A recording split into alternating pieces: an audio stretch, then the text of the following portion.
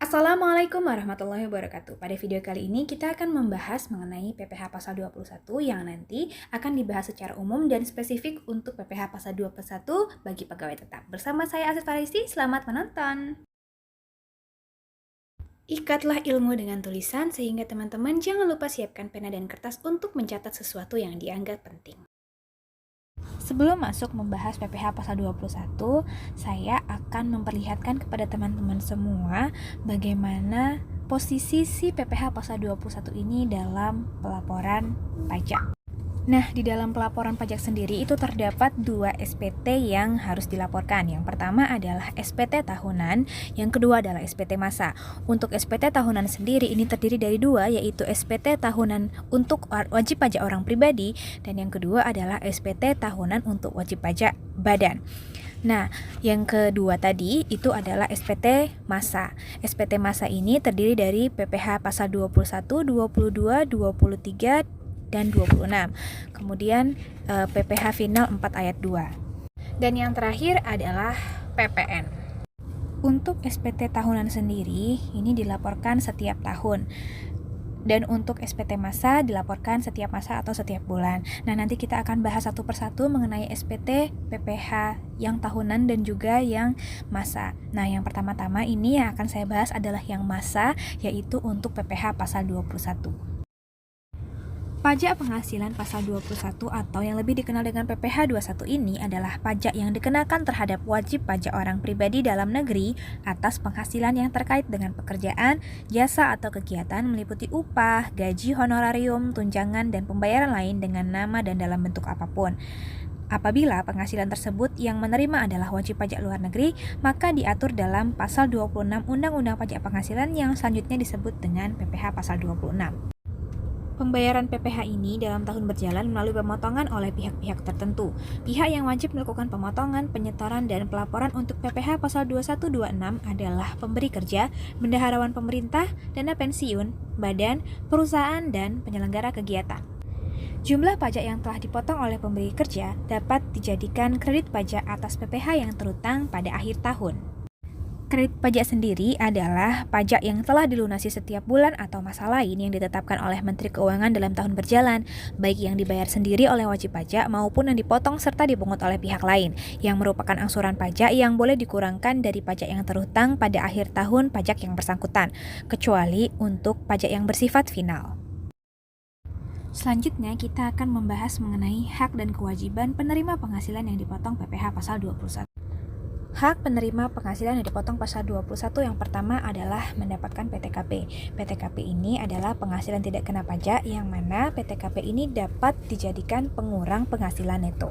Untuk PTKP sendiri ini besarannya adalah untuk diri WP sendiri itu adalah Rp54 juta, tambahan status kawin Rp4.500.000, kemudian tambahan dari penghasilan istri yang digabung dengan penghasilan suami itu adalah Rp54 juta, kemudian tambahan untuk tanggungan maksimal 3, dan yang boleh menjadi tanggungan ini adalah keluarga sedarah atau semenda dengan satu garis keturunan lurus.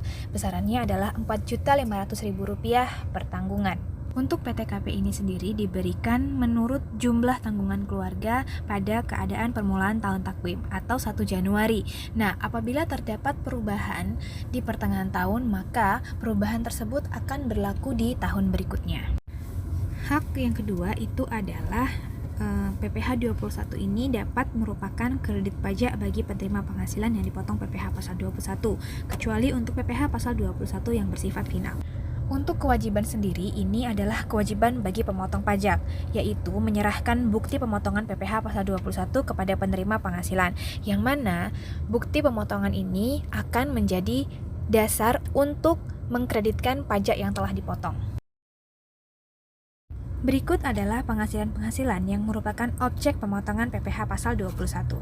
Yang pertama adalah penghasilan yang diterima atau diperoleh secara teratur berupa gaji, uang pensiun bulanan, upah, honorarium, termasuk honorarium anggota Dewan Komisaris atau anggota Dewan Pengawas, premi bulanan, uang lembur, uang sokongan, uang tunggu, uang ganti rugi, tunjangan teratur, beasiswa, hadiah, premi asuransi yang dibayar pemberi kerja, dan penghasilan teratur lainnya dengan nama dan dalam bentuk apapun.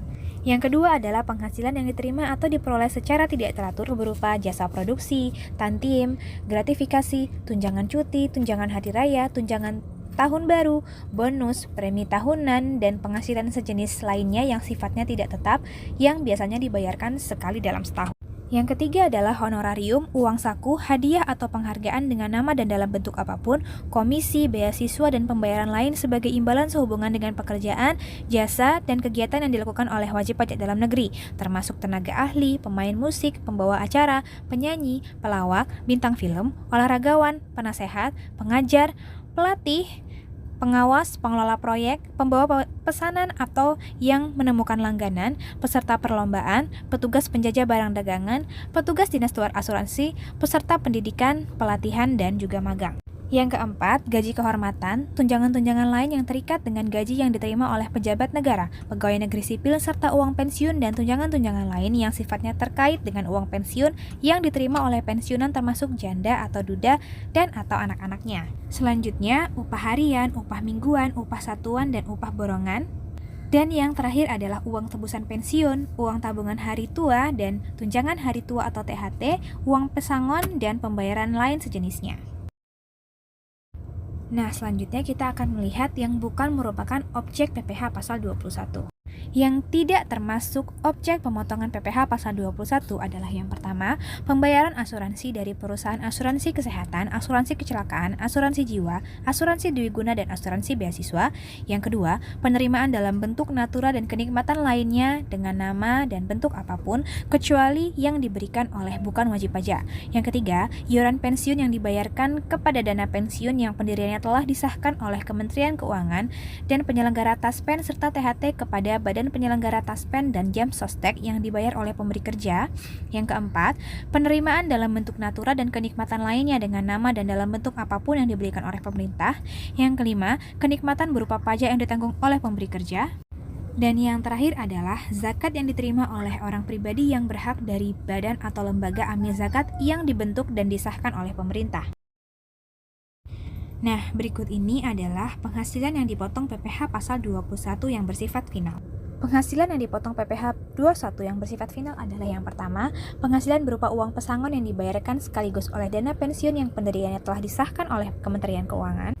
Yang kedua, penghasilan berupa uang manfaat pensiun, tunjangan hari tua, atau jaminan hari tua yang dibayarkan sekaligus oleh Badan Penyelenggara Pensiun atau Badan Penyelenggara Jaminan Sosial Tenaga Kerja. Dan yang terakhir adalah penghasilan berupa honorarium, uang perangsang, uang sidang, uang hadir, uang lembur, imbalan prestasi kerja, dan imbalan lain dengan nama dan dalam bentuk apapun yang diterima oleh pejabat negara, pegawai negeri sipil, anggota TNI atau Polri yang sumber dananya berasal dari keuangan negara atau keuangan daerah, kecuali yang dibayarkan kepada pegawai negeri sipil golongan 2D ke bawah dan anggota TNI atau Polri berpangkat pembantu letnan 1 ke bawah atau ajun inspektur tingkat 1 ke bawah. Selanjutnya kita akan melihat bagaimana cara menghitung pajak penghasilan pasal 21.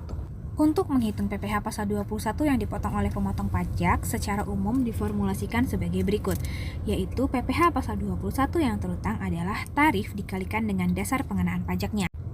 Untuk dasar pengenaan pajaknya sendiri, ini tergantung dari si penerima penghasilan. Terdapat beberapa penerima penghasilan yang akan dipotong PPh pasal 21. Pada video kali ini akan saya fokuskan kepada penerima penghasilan yang berstatus sebagai pegawai tetap. Untuk penerima penghasilan yang berstatus lain akan kita bahas di video selanjutnya. Untuk tarif yang digunakan umumnya adalah menggunakan tarif pasal 17 ayat 1 Undang-Undang PPh atau biasa disebut dengan tarif progresif. Tarifnya sendiri adalah penghasilan sampai dengan 50 juta rupiah, tarif pajaknya 5%, penghasilan di atas 50 juta rupiah sampai dengan 250 juta rupiah, tarifnya adalah 15%, penghasilan di atas 250 juta rupiah sampai dengan 500 juta rupiah, tarifnya adalah 25%, dan penghasilan di atas 500 juta rupiah, tarifnya adalah 30%. Selanjutnya, ada beberapa tarif khusus. Kita akan lihat satu persatu. Yang pertama adalah tarif 0% dari jumlah bruto honorarium atau imbalan bagi PNS golongan 1, golongan 2, anggota TNI Polri, golongan pangkat perwira tamtama dan bintara, serta pensiunannya.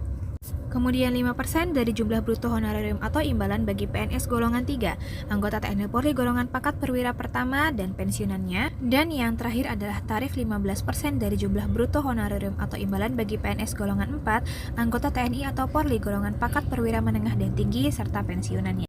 Tarif khusus kedua diterapkan atas penghasilan berupa uang pensiun yang diterima sekaligus, yaitu tarifnya adalah 0% untuk penghasilan bruto sampai dengan 50 juta, 5% dari penghasilan bruto di atas 50 juta sampai dengan 100 juta, 15% dari penghasilan bruto di atas 100 juta sampai dengan 500 juta, dan 25% dari penghasilan bruto di atas 500 juta. Kemudian tarif khusus yang ketiga adalah tarif khusus untuk penghasilan berupa uang manfaat pensiun, tunjangan hari tua, dan jaminan hari tua. Tarifnya adalah 0% atas penghasilan bruto sampai dengan 50 juta rupiah dan 5% atas penghasilan bruto di atas 50 juta rupiah. Tarif pajak PPh pasal 21 yang diterapkan oleh wajib pajak yang tidak memiliki nomor pokok wajib pajak atau NPWP menjadi lebih tinggi 20% daripada tarif yang ditetapkan untuk wajib pajak yang mempunyai NPWP. Selanjutnya, kita akan melihat bagaimana cara perhitungan PPh pasal 21 untuk pegawai tetap yang memperoleh penghasilan teratur. Yang pertama adalah penghasilan bruto ditambahkan dengan tunjangan-tunjangan yang diterima oleh pegawai tetap tersebut. Kemudian ditambahkan dengan penambah penghasilan bruto, yaitu jaminan kesehatan atau premi asuransi yang dibayarkan oleh pemberi kerja. Penghasilan bruto ditambahkan dengan tunjangan ditambahkan dengan premi asuransi tadi akan menjadi penghasilan bruto selama sebulan. Penghasilan bruto selama sebulan akan dikurangi dengan biaya jabatan sebesar 5%, maksimal 1 bulan adalah 500.000 dan 1 tahun adalah 6 juta rupiah. Nah, selanjutnya dapat juga dikurangi dengan iuran pensiun yang dibayar sendiri oleh pegawai. Akan menjadi penghasilan neto sebulan. Penghasilan neto sebulan kemudian kita kalikan dengan 12 atau kita setahunkan akan menjadi penghasilan neto setahun.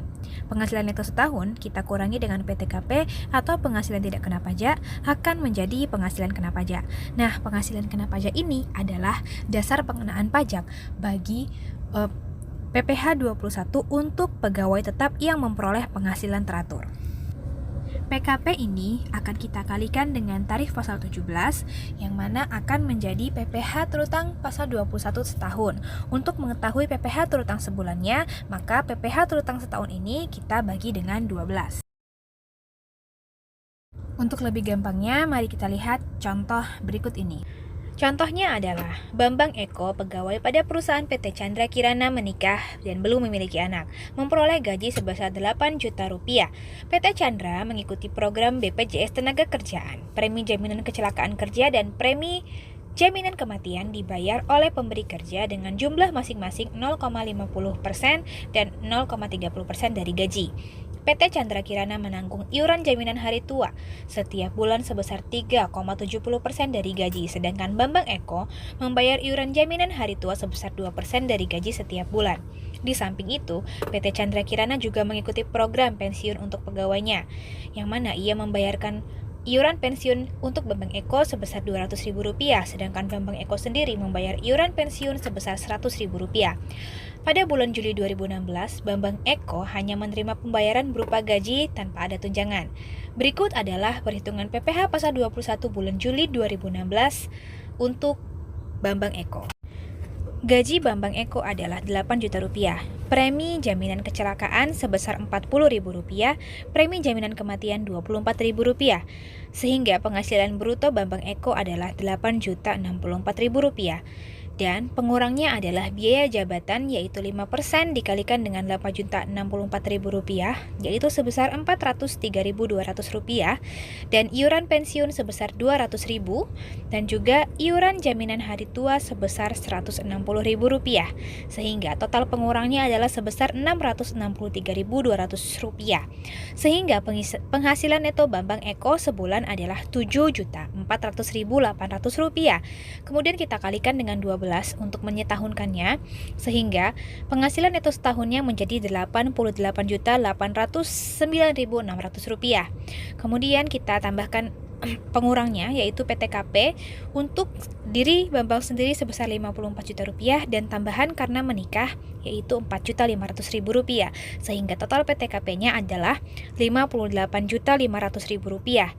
Penghasilan kena pajak setahunnya adalah kita kalikan PKP dengan tarif 5%, yaitu 5% akan kita kalikan dengan Rp30.309.000. Untuk satuan rupiah ratusan, yaitu di sini 600, itu akan kita bulatkan ke bawah sehingga PKP-nya menjadi Rp30.309.000. 600-nya kita hilangkan. Kemudian kita kalikan 5% sehingga PPh 21 setahunnya adalah sebesar Rp1.515.450.000. Dan untuk PPh pas 21 bulan Juli adalah kita kalikan dengan 12 sebesar Rp126.288.000.